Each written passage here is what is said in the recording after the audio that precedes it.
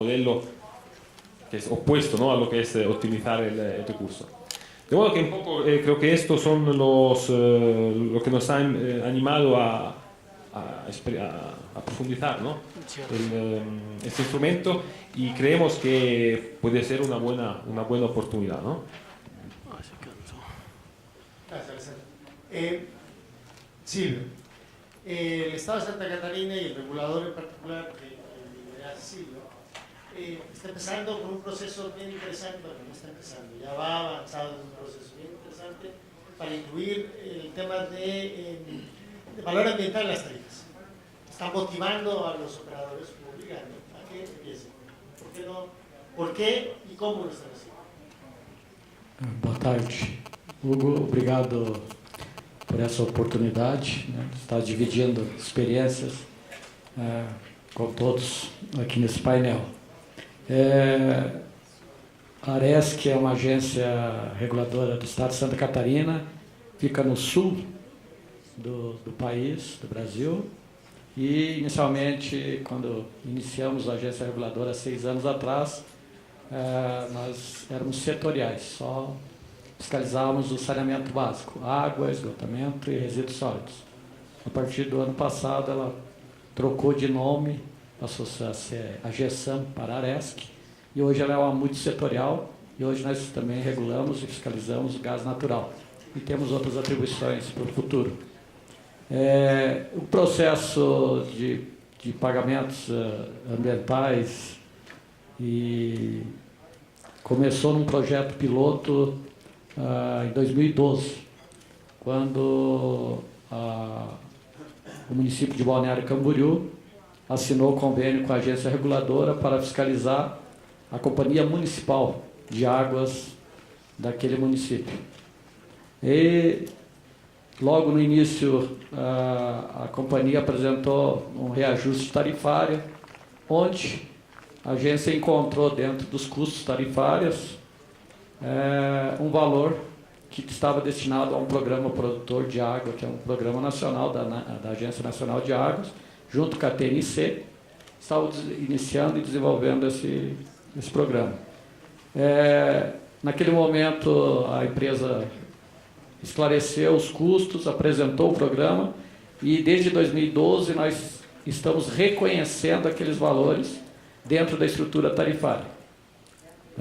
E, como nós estávamos iniciando um processo para aplicar a revisão tarifária e uma nova metodologia, a nova estruturação tarifária, que ainda é das nossas companhias estaduais e municipais, é da década de 70 ainda a estruturação, e nós iniciamos os estudos para elaborar uma nova metodologia tarifária para aplicar essa revisão. Vimos a oportunidade de incluir dentro da estrutura tarifária um percentual, né, para que as companhias, tanto municipais, estaduais e as privadas, tenham a oportunidade de investir nos fundos de água, né, e que possam apresentar resultados para o futuro em reservação hídrica, conservação. Iniciamos em 2014 esse processo, estamos na terceira etapa, que é a apresentação da metodologia. Nós estamos com a metodologia pronta, não deixamos dentro da estrutura tarifária o componente financeiro, porque nós teríamos oportunidade de fazer uma revisão desse componente a cada 4 anos. E isso seria muito perigoso, né, tanto para o usuário, ou para o programa, ou para a companhia, que poderia acumular valores e para a regulação, né, ou faltar valores para os programas. Então nós teremos a nova tarifa e o componente financeiro para o programa produtor de água. Sendo que dentro dessa metodologia tem os companheiros das companhias sabem, nós temos componentes financeiros extraordinários que podem anualmente ser colocados na tarifa e para alguma emergência da companhia. No caso do componente financeiro para a recuperação dos mananciais e conservação, ela vai estar, ele não será um componente extraordinário, ele estará dentro da estrutura e do regulamento tarifário. Ele vai fugir da legislação, de decretos, porque é a norma de regulação e fiscalização para fazer a revisão tarifária. Então, a cada ano, nós faremos uma revisão do componente financeiro, né, e a execução do plano e a necessidade de ampliar ou diminuir ou até devolver para o usuário o valor arrecadado durante esse ano. Aí a companhia apresenta um novo planejamento e ela está autorizada a arrecadar no ano seguinte. E aí sim por diante. Cada reajuste tarifário, nós teremos uma revisão também do componente financeiro. E, de 4 em 4 anos, a revisão tarifária. Resumidamente, era isso. Silvio, entiendo que están en el proceso de audiencia pública ahora. Sí.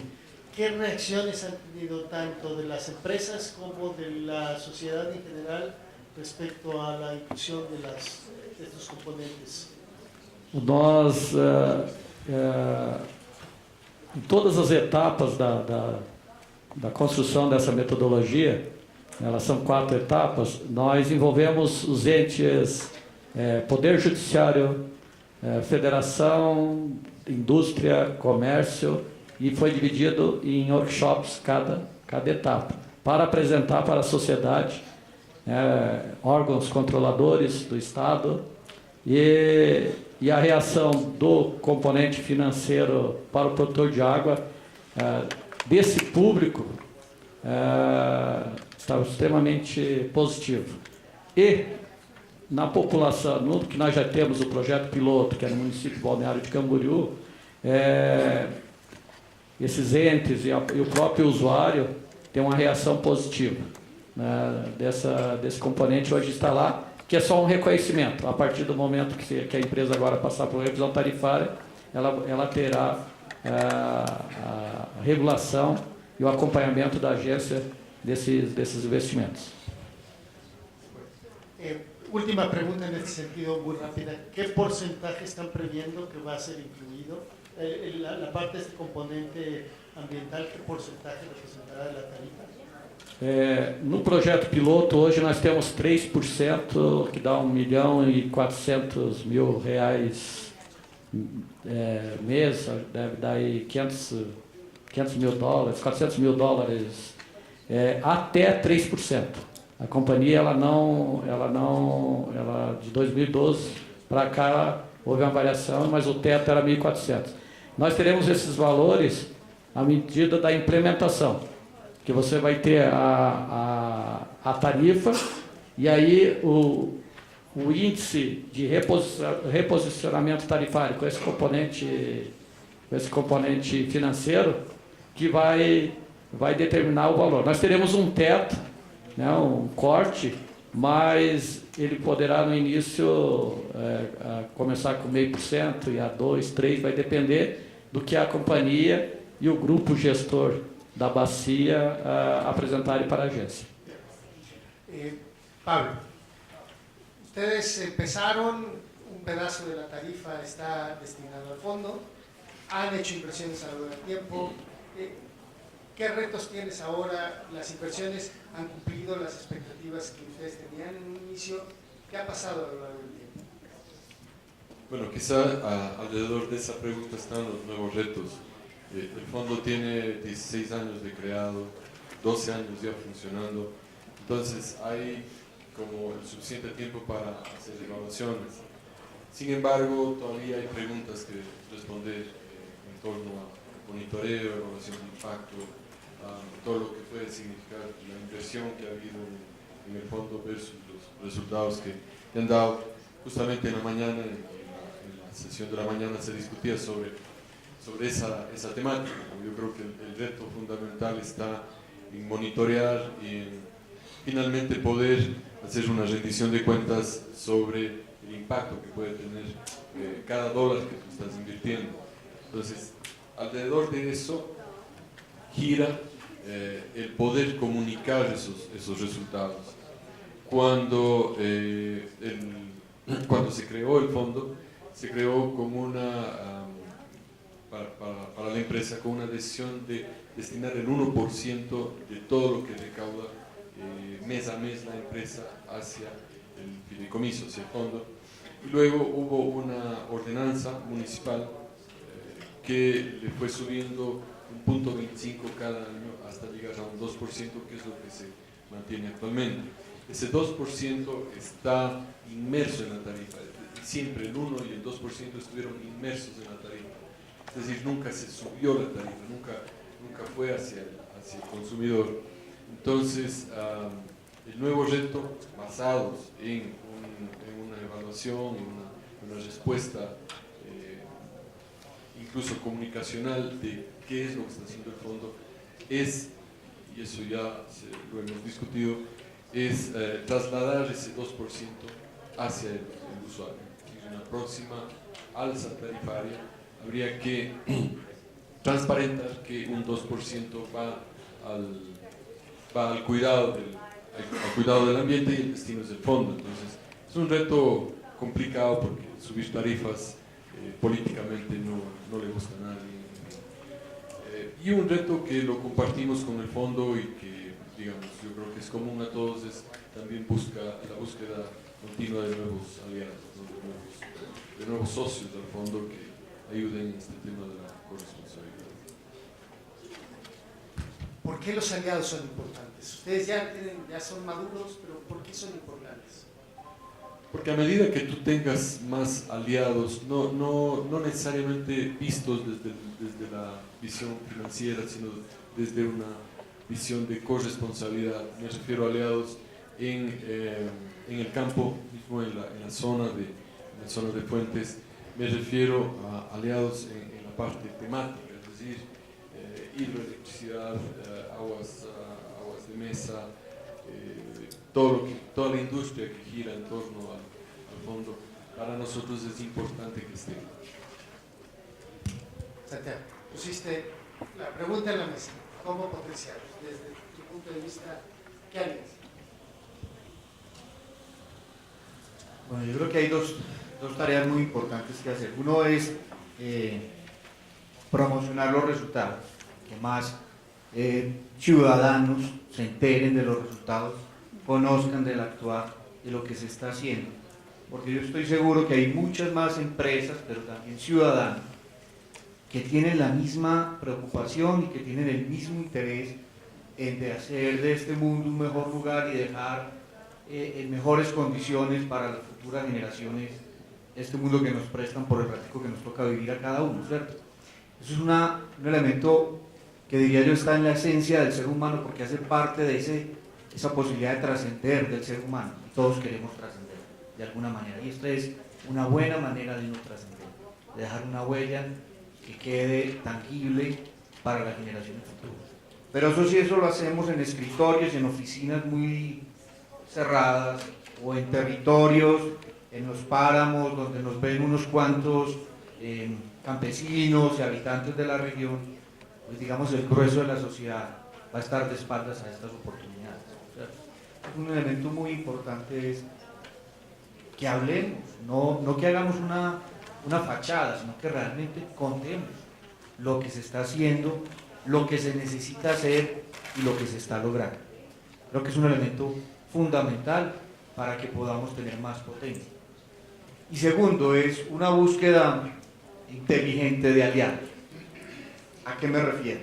Hay empresas, por ejemplo, que en sus políticas declaran lineamientos ambientales muy claros, que uno se imaginaría que nada tienen que ver con lo que hacen una empresa de servicios públicos, por ejemplo.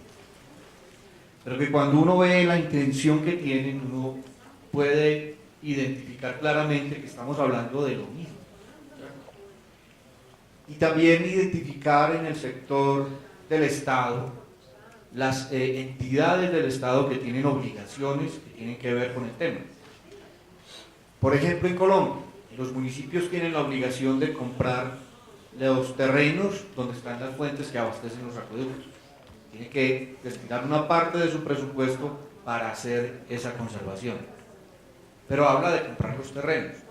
Las corporaciones ambientales tienen la obligación de cuidar el medio ambiente y de tener programas de protección del medio ambiente. Las empresas de servicios públicos pagamos tasas ambientales por uso de agua, tasa por vertimientos, tasas retributivas por vertimientos, pero igual hay otra cantidad de entidades o de empresas o de organismos que también hacen uso del recurso y tienen que pagar las tasas respectivas. Pero si cada quien hace eso de manera independiente, el resultado pues es un poco distinto. Voy a poner un ejemplo al extremo, como nos gusta a los antioqueños, pero es para poder ejemplarizar un poco el tema. Supóngase que un municipio compra un territorio para poder preservar la fuente, como lo dice la ley. Pero una corporación tiene un programa de reforestación en otra fuente, aunque esta fuente es de su jurisprudencia, ¿sí? Por el hecho de que no se pongan de acuerdo, que no encuentren un espacio para hablar de eso, es posible que compremos un terreno que no vamos a recuperar porque no tenemos los recursos, y que en otro lado tengamos los recursos para recuperar un terreno, pero no tenemos terreno por recuperar. Si no ponemos estos temas en común, pues perdemos esas oportunidades, porque tal vez en el tiempo pues llegará quien haga la recuperación del terreno que habían comprado, o quien aporte un terreno para que se haga el programa de reforestación, por ejemplo, en este ejercicio, pero será mucho más tarde. Y hay un tema muy importante en lo que estamos haciendo nosotros con todo esto, y es un tema de oportunidad. Y lo hablábamos ahora un poquito rápidamente con el tema de la sostenibilidad. Para una empresa como la nuestra, el desarrollo de infraestructura gris es una actividad cotidiana, porque necesitamos de todos los elementos para poder prestar el servicio. Y comparativamente los resultados que se obtienen cuando invierto en infraestructura gris son mucho más rápidos que los que obtengo cuando invierto en infraestructura verde, ¿sí? Entonces uno muchas veces se encuentra en un dilema de ¿qué hago? ¿Invierto más en traer más agua para abastecer una ciudad? ¿Invierto en proteger una fuente para garantizar que en el futuro tengamos agua? Y lo vemos nosotros en la ciudad de Medellín con mucha fuerza en el tema de calidad del agua. El deterioro en la calidad del agua de las fuentes superficiales es absolutamente dramático. Los eventos climáticos extremos que estamos viviendo cada vez con mayor frecuencia nos ponen ante situaciones que antes no imaginábamos. O sea, 10 años atrás nosotros hablar de que teníamos fenómenos como un bloom de algas en un embalse que pueden llegar al punto de hacer prácticamente inviable un tratamiento de potabilización en una planta. Ese era un tema que no era de nuestra conversación cotidiana. Hoy es un tema que nos pasa cada 2 años, por fenómenos climáticos, por eventos de alta exposición a la radiación solar. Entonces, claro, uno tiene que trabajar en modernizar y ajustar procesos para potabilizar esa agua en esas condiciones para garantizar el servicio, pero también tiene que trabajar e invertir en investigar qué está pasando, por qué hoy esta situación se presenta en un embalse, identificar que entonces el embalse es un acumulador de nutrientes, de dónde vienen esos nutrientes y cómo combatir que esos nutrientes no lleguen. ¿Cierto? Pero hay que trabajar en ambas vías, porque el servicio es una realidad que es una responsabilidad de la empresa y es hoy y mañana y pasado mañana. Pero el otro tema, si no lo resolvemos, va a ser que en 2 años que vuelva el próximo niño, o en 3 años que vuelva el próximo fenómeno del niño, que no sé con qué intensidad va a llegar, será que sí soy capaz de tratar esa agua y mantener el servicio, porque cada vez es mayor y es más intenso. Ahora, la respuesta de uno y otro pues son distintas. Es mucho más fácil, yo sé que no lo es, pero permítanme decirlo así, comprar tecnología, adaptarla a una planta y tener un mejor tratamiento, que irme a una cuenca, buscar fuentes de nutrientes, identificarlas y establecer estrategias de control para que no lleguen a un embalse. ¿Cierto? Pero ambas cosas son absolutamente necesarias. Si no trabajamos en ambas vías, pues no lo vamos a poder hacer. Y en eso necesitamos aliados, porque nadie es capaz de hacerlo solo. Uno puede tener la intención y querer hacerlo, Pero lo decía Pablo hace un momento, esto es un tema de corresponsabilidad, es un tema que tenemos que hacer entre todos. Y es un tema que es hasta muy interesante, porque en la medida que vamos avanzando somos una mejor sociedad. Tenemos más conciencia de nuestro paso por este planeta y de nuestra responsabilidad con él. Gracias. Un par de cosas para la reflexión, no se las voy a hacer directamente al Sandro, pero quedémonos un poco con una pregunta fundamental. ¿Cuál es el monto óptimo de inversión? No es un número estrictamente, pero pensemos un poco, por eso las dos preguntas de las tarifas, ¿cuánto deben incluirse las tarifas? Pero que tiene que ver también con lo que dijo Santiago, la complementariedad de las dos soluciones, infraestructura gris más infraestructura verde. Ni una sola ni la otra sola, la complementariedad. Alessandro, tú hablaste de tecnología. Ustedes son expertos en llevar agua de un punto A a un punto B con la menor pérdida posible al menor costo posible.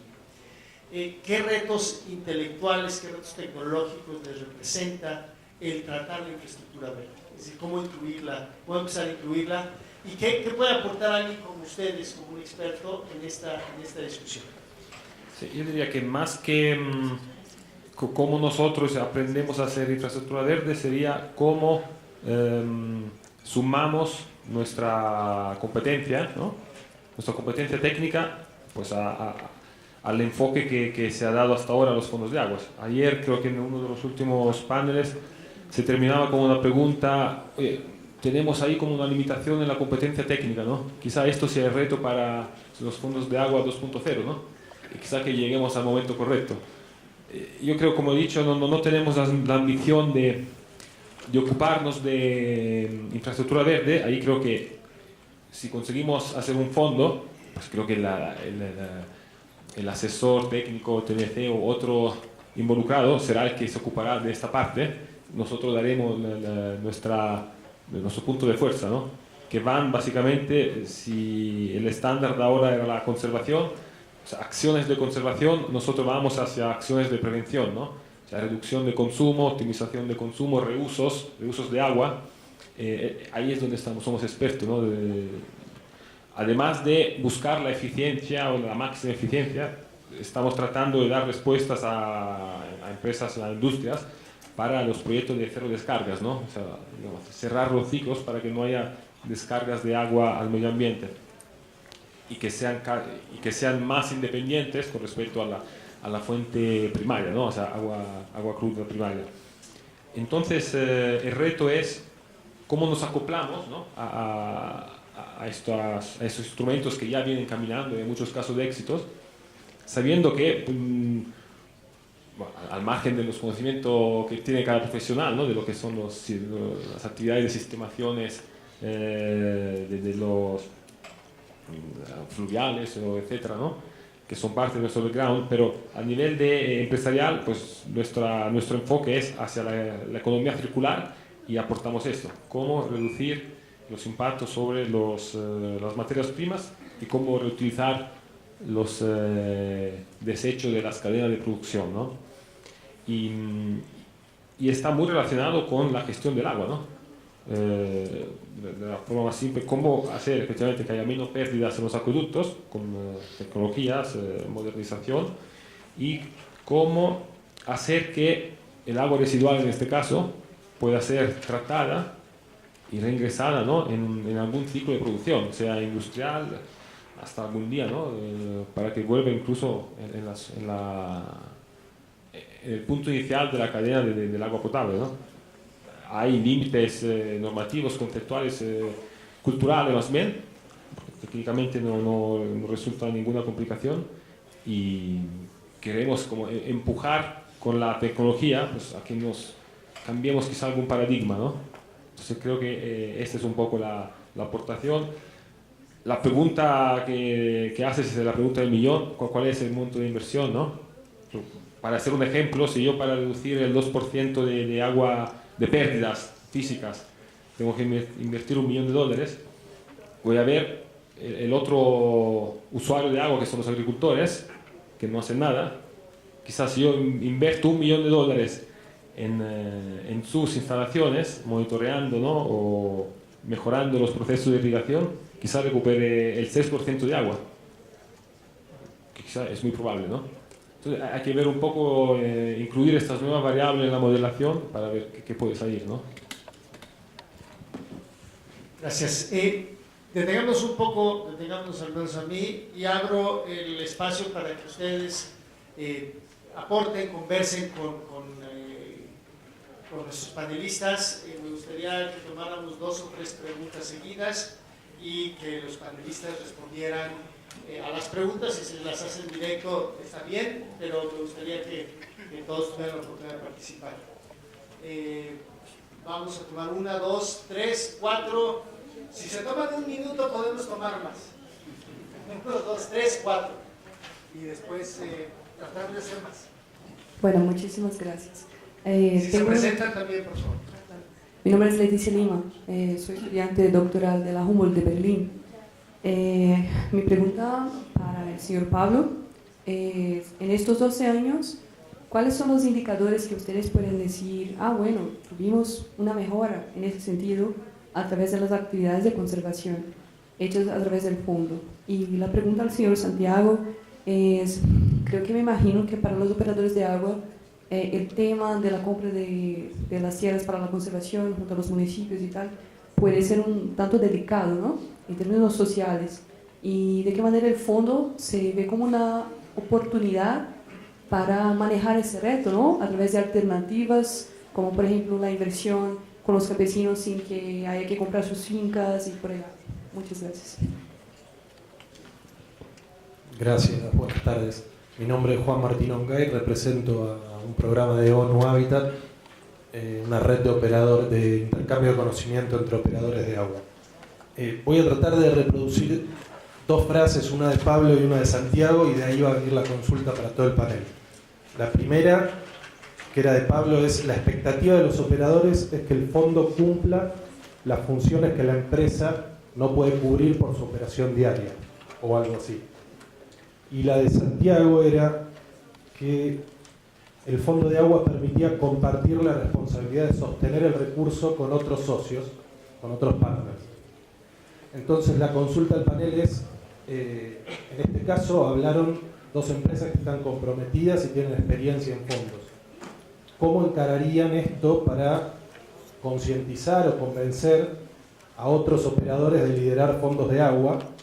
¿Y cómo el regulador podría facilitar, como en el caso que nos explicó